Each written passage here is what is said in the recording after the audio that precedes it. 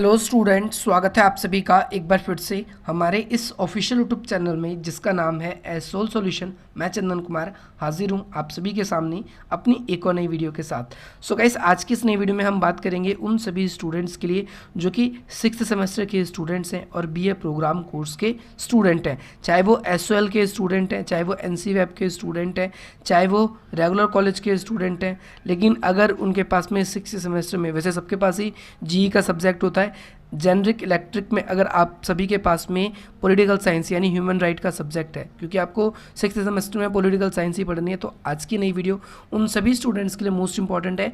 चलिए ज़्यादा देर न करते हुए आज की अपनी इस वीडियो को हम स्टार्ट करते हैं। जैसा कि आप सभी जानते हैं, आप सभी का बुक का नाम ही है मानव अधिकार, लिंग और पर्यावरण। तो भाई, मानव अधिकार से जुड़ा हुआ एक क्वेश्चन तो पक्का आएगा। इससे पहले आपकी फर्स्ट क्लास हो चुकी है जिसमें हमने ये एक्सप्लेन किया है कि मानव अधिकार क्या है और इसकी कुछ परिभाषाएं।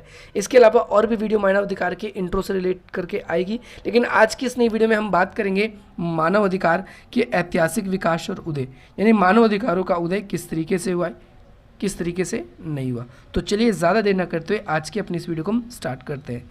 सबसे पहली बात, कोई भी क्वेश्चन स्टार्ट कर रहे हैं तो आप उसके लिए आपको इंट्रो लिखना है। तो परिचय में हम क्या लिखेंगे, 1776 में अमेरिका की स्वतंत्रता आंदोलन और 1789 में, कब, 1789 में फ्रांसीसी क्रांति, दोनों ही प्राकृतिक अधिकारों के दर्शन के लिए काफ़ी प्रभावित थे। तो सबसे पहले इंपॉर्टेंट बात यह है कि दुनिया में मानव अधिकारों की बात आधुनिक समय में अगर किसी देश में हुई तो वो अभी अमेरिका में थी। अमेरिका में कब, 1976 में, जब वहाँ पर स्वतंत्रता आंदोलन हुए थे। एक फ्रांसीसी क्रांति में जो कि जाति, इसके अंदर बंधुत्व या फिर ऐसी बातें थी जिसकी वजह से समाज को डिवाइड किया जाता है। समानता की बात इसमें सबसे पहले उठी थी, सबसे पहले इसके अंदर स्वतंत्रता की बात हुई थी, सबके अंदर इसके अंदर बंधुत्व की बात हुई थी कि सबको एक बराबर समझा जाए। इसके अलावा दोनों ही आंदोलन मूल रूप से अपने अपनी सरकारों के विरुद्ध थे। यानी अगर हम बात करें अमेरिकी आंदोलन की या फिर फ्रांसीसी आंदोलन की, तो दोनों ही अपनी सरकार के विरुद्ध में थे, जो कि अपने देश के मूलभूत अधिकारों में काट छाट में लगे हुए थे। इन अधिकारों की सुरक्षा के लिए मुख्य मध्य सरकार जो है उनका निर्माण किया गया। भाई, इन आंदोलन के थ्रू क्या किया गया, लोगों के अधिकारों की रक्षा हो सके इसके लिए उन्होंने मध्य सरकार की स्थापना करी। अब आप कहेंगे ये मध्य सरकार क्या होता है? मध्य सरकार का मतलब होता है कि जनता की इच्छा से एक ऐसी संस्था बनाई जाए कि जो कि जनता के आंदोलन को और जो भी सरकार है उन सभी को जनता की मांग को रखने में या उन तक पहुंचाने में एक महत्वपूर्ण भूमिका निभा सके।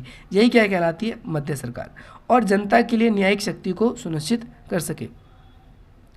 इस अनुमति के अनुसार जब भी किसी भी प्रकार के सरकार इन उद्देश्यों की क्षतिपूर्ति का प्रयत्न करती है, तब इन अधिकारों में एक ऐसे, मतलब कभी भी अगर सरकार, किसी भी देश की सरकार जनता के अधिकारों को हनन करने की कोशिश करती है, तो ऐसे समय में जो ये मध्य सरकार, मैंने बताया कि ये लोग जो कि जनता की मांगों को सरकार के सामने रखते हैं और कहीं ना कहीं ये जनता के मनपसंद को और सरकार को भी बहुत हद तक वायलेट करते हैं, प्रभावित करते हैं। तो ये कहीं ना कहीं हम देखें तो सरकार की जो नीतियां हैं अधिकारों के प्रति, उसके दृष्टिकोण को उदार बनाने में मदद करती है।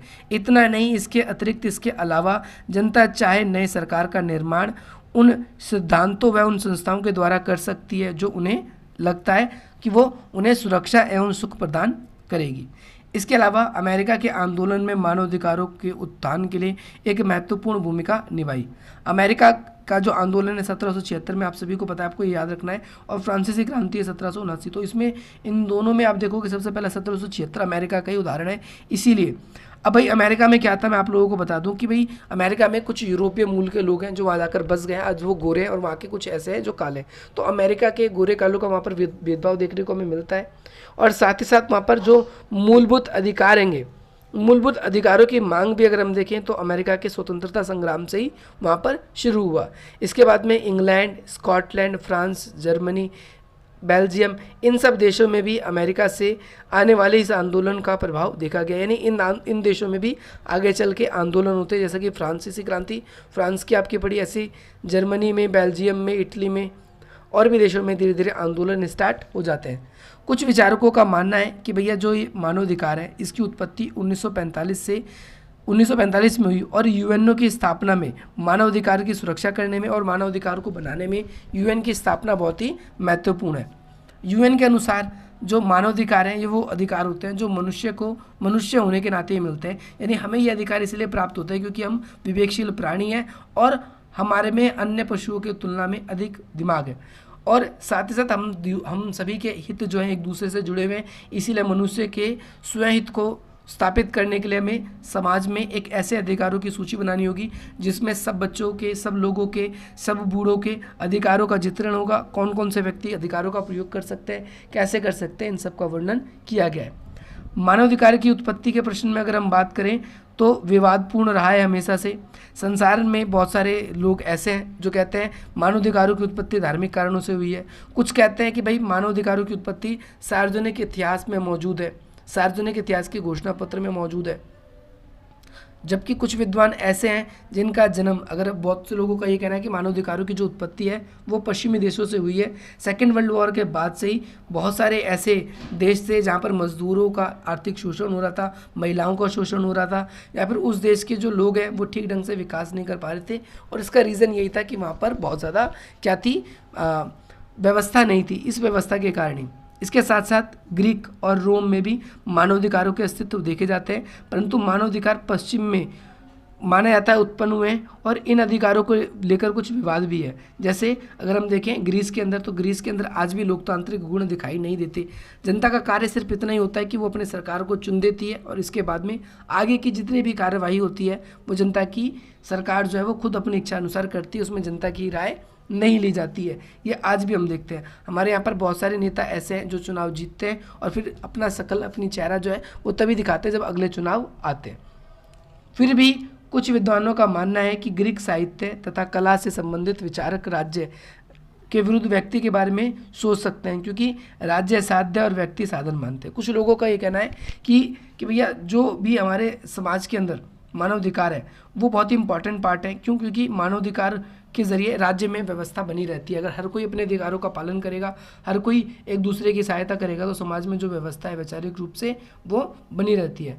परंतु प्राचीन रोम में अधिकारों की धारणा वास्तव में नहीं थी। लोगों को अधिकार तो मिले थे परंतु उसका दुरुपयोग ज़्यादातर लोग बाग करते थे। ज़्यादातर सत्तासीन जो लोग थे वो ज़्यादातर अधिकारियों का क्या करते थे, दुरुपयोग करते थे। मध्यकालीन युग में जिसका काल प्रारंभ होता है, मध्यकालीन में भी स्टार्ट होता है, और इसके अलावा वेस्टफीलिया संधि और पुनर्जागरण और सामंतीवादी प्रथा के खत्म होने के बाद में अधिकार धीरे धीरे और ज़्यादा स्ट्रांग होना स्टार्ट हो गए।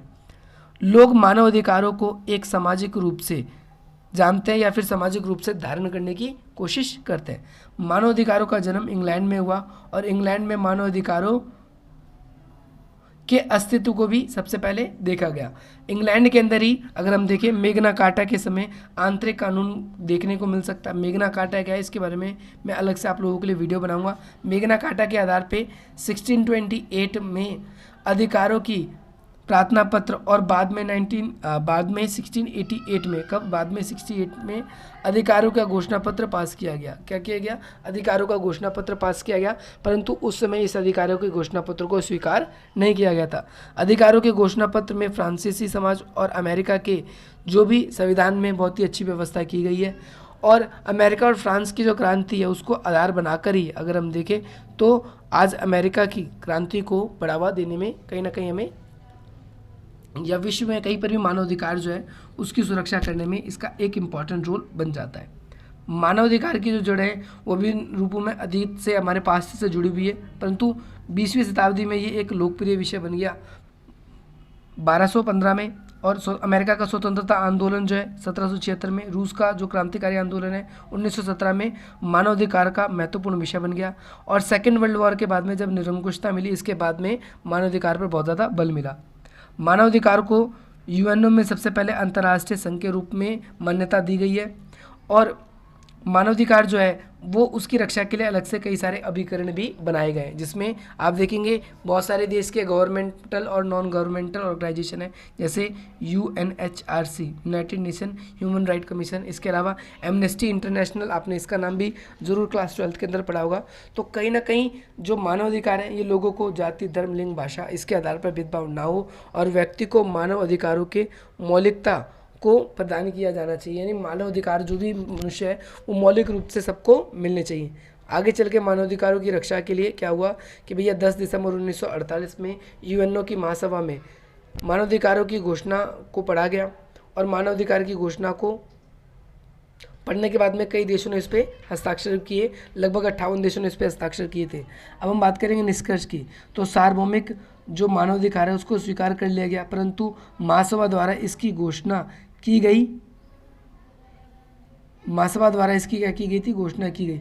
उद्देश्य को लगातार ध्यान में रखते हुए राष्ट्रीय और अंतर्राष्ट्रीय स्तर पर इन अधिकारों को स्वतंत्रता में बहुत ज़्यादा शिक्षण, प्रशिक्षण और प्रगतिशील साधन इन अधिकारों के प्रति स्वतंत्रता, समानता का भाव भी बढ़ाए।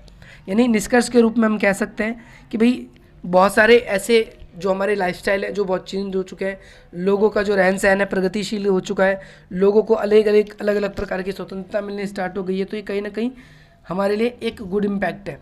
सो गाइस, यही था आप सभी के लिए इंपॉर्टेंट वीडियो। अगर आप लोगों को ये वीडियो पसंद आए तो आप इस वीडियो को लाइक करें। अगर आप हमसे कनेक्ट होना चाहते हैं तो आप इस तरीके से हमसे कनेक्ट हो सकते हैं।